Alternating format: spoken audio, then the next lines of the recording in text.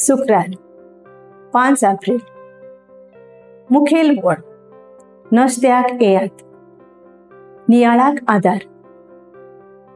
जेजून आपल्या शिसांक मासली मारून हाडतकूच सकाळच्या वेळार नसत्याक आपयलें, कित्याक ते मासली मारून हाडूंक थकलोले।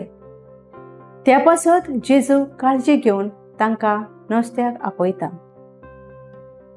पयले स्वातेर आपलें जिवनपण परगटूंक जेजू आपल्या सगळ्या शिसांक भेटता आनी आपलें जिवनपण उक्तें करता। ह्या त्या जाग्यार जिवन जेजू तरेकवार आपल्या भावार्थ्यांक दिश्टी पडटा। जेजूचो हुस्को जालो दुबावा विरेत जेजू सवें कितें वायट घडलां तें पळोवन परत आपल्या धंद्याक वचून आपलें मिसांव सोंपयतले म्हूण। हे भिरांतीन जेजू तांकां सांबाळटा आनी चोरवाक वेल्ल्यो शेळयां भशेन तांचो परामोस करता।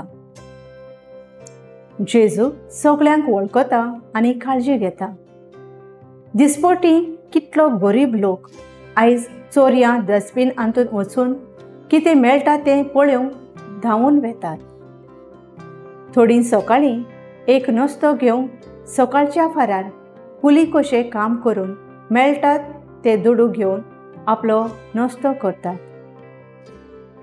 जेजू आपल्या आमंत्रण दिलोले ह्या नस्त्या वरवीं आपुणूच तो तुमचो गुरू आनी सोमी म्हूण खात्रेन आपल्या शिसांक परगट करता।